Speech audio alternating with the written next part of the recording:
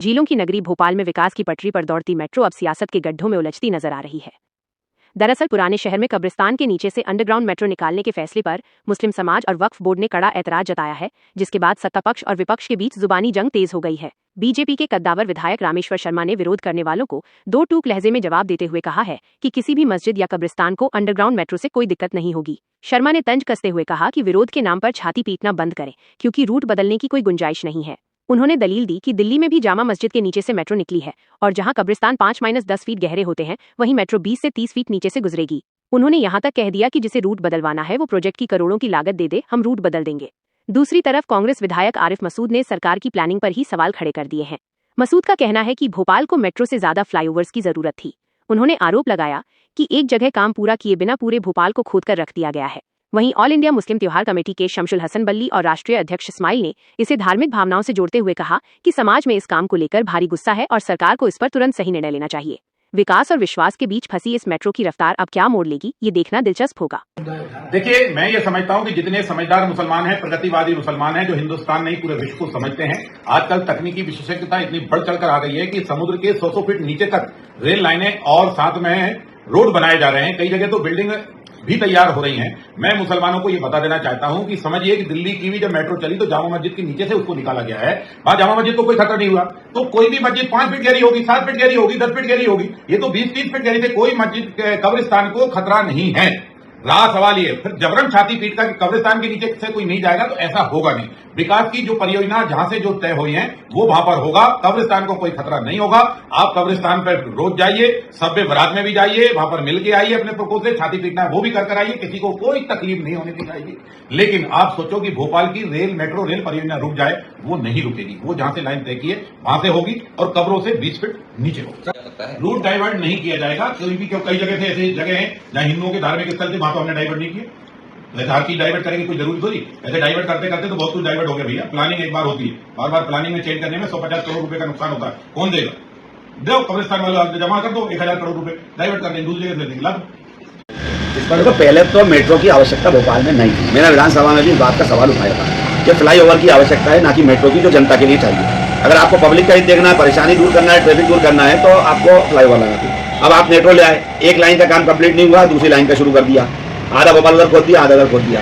अब कब्रिस्तान पे आ गया। एक तो जिसको ठेका दिया हुआ है वो कौन मद्रासी भाई है, वो अधिकारियों को चला रहा है, और ठेकेदार अधिकारियों को चला रहा है। 3 बार ये जो दिक्कत आई है कब्रिस्तान की इसलिए आ रही है कि 3 बार मेरे कहने के बावजूद ड्राइंग चेंज हुआ है। मैंने 3 बार कहा था कि एक बार डिजाइन पब्लिक को ड्राइंग बताइए क्या है, ताकि उस हिसाब से एक्विजिशन हो। एक कलेक्टर आए, उन्होंने कुछ कहा, दूसरा आए, उन्होंने कहा, तीसरे कलेक्टर आ गए। तो ऐसा थोड़ी ना कि आप जब दिल चाहे जो दिल चाहे करते रहो। समझ में नहीं आ रहा। अपनी मनगढ़ंत चल रहा, वो आता है मद्रासी को कौन ठेकेदार है, भोपाल को मद्रासी ठेकेदार चलाएगा क्या? तो जो दिल चाहता वो कर देता, कहता आज यहाँ से हटाओ, मुझे 10 फीट चाहिए, आज हटाओ 30 फीट चाहिए। लोगों के मकान है, लोगों के घर है, इसी तरह कब्रिस्तान एक आस्था का प्रश्न है, इसलिए सबको विरोध है। रामेश्वर शर्मा कह रहे हैं कि दिल्ली में तो जामा मस्जिद के नीचे से मेट्रो गई है, तब कोई दिक्कत नहीं हुई। मेरे को अंदाजा नहीं है, बहुत नीचे से गई है। जामा मस्जिद के नीचे से जाना अलग बात है और कब्रिस्तान में जाना अलग बात है। अब रामेश्वर शर्मा जी को तो यही वाली बातें करना है। अभी यही अगर शमशान घाट से निकलना होता तो उनका बयान कुछ और होता, क्योंकि कब्रिस्तान से है तो कहीं से भी निकाल दो।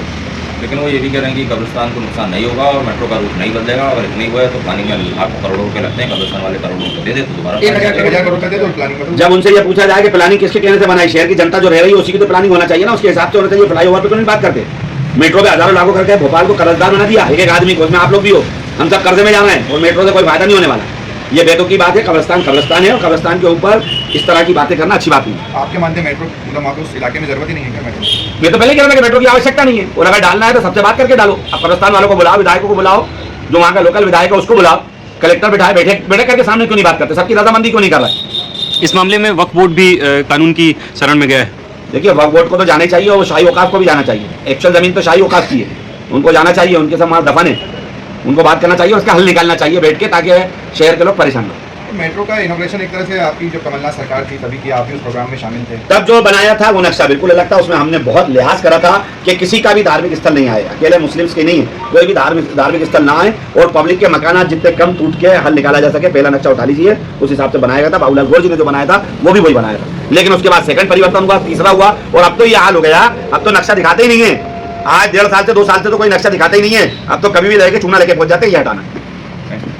मेट्रो का जो काम चल रहा है, कब्रिस्तानों से निकालने का जो काम चल रहा है, निकालने की बात हो रही है, उसको लेकर सब कुछ भोपाल के मुस्लिम समाज में नाराजगी व्यक्त है। हम चाहते हैं कि मध्य प्रदेश शासन तत्काल इस पर ध्यान देकर निर्णय ले।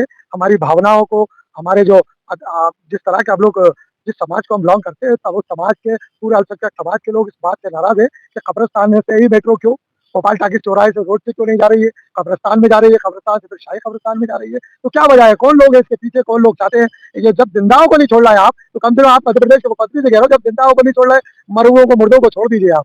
मुर्दों के स्थानों पर, मुर्दों की जगहों पर खबरों को हम नेस्त नाबूद करेंगे, मिसमार करेंगे, तो यकीनन इसका अजाब हमें भुगतना पड़ेगा। इसलिए खबरों को छोड़िए, कब्रिस्तानों को छोड़िए, रोड से निकालिए हम